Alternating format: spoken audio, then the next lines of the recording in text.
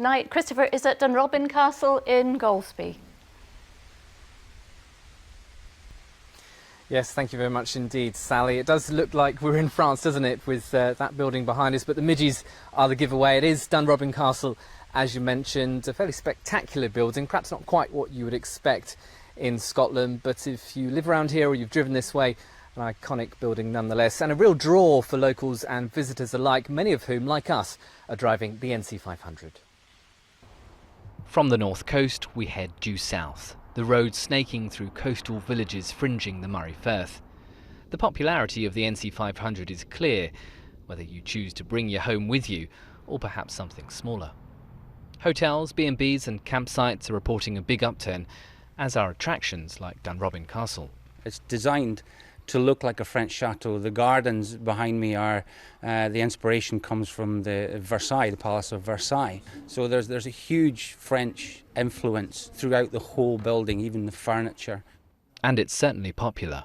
We're heading for another record year, and a large part of that must be down to the NC500, because almost daily we're seeing people visiting the castle who are driving the route.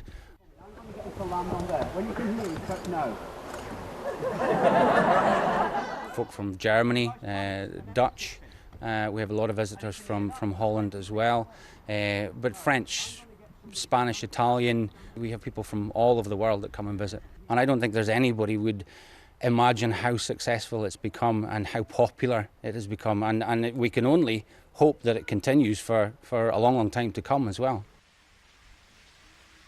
And it really is proving a real boon for many businesses along the route, just the sheer number of people that are coming to this part of the country. It's been fairly cloudy here today, but elsewhere lovely, 21 degrees in Edinburgh, no less. This evening, well, dry for most, some late sunshine around, and actually as we head through the first part of this evening and tonight, it's going to stay dry. And as we head overnight, you'll start to see some cloud building across western areas with some outbreaks of rain approaching the west coast, a sign of change on the way. Temperatures by the end of the night in towns and cities holding in double digits, perhaps a touch cooler in the northwest under clear skies. So to tomorrow, and a very different day of weather in store. It's cloudy, it's wet, and really quite windy at times. The rain always heaviest and most persistent for western parts of the country, but through the course of the day it will slowly spread its way eastwards. The further east that you are, the rain lighter and a little more patchy than elsewhere, but the winds will be strong, particularly around the west coast. Perhaps we could see something drier around the southwest coast by the end of the afternoon. Temperature-wise, we're looking at values similar to today, so at 19-20 Celsius, add on the rain, it's going to feel quite humid at times. Towards the west coast, a touch cooler, especially where we have the heaviest of the rain, and the winds, they will be strong from the south or southwest.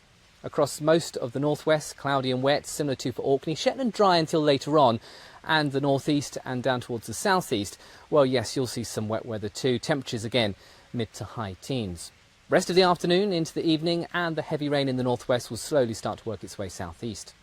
Then looking ahead to the weekend, well, the high pressure we've had today, that's long gone, I'm afraid. Low pressure in charge, and that's going to bring some outbreaks of rain and showers, particularly across the northwest.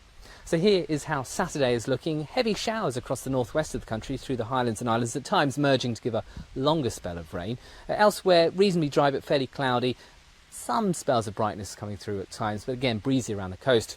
So for the competitors at the Open in Troon, challenging conditions tomorrow, I should think, and for the rest of the weekend for most of us, fairly unsettled.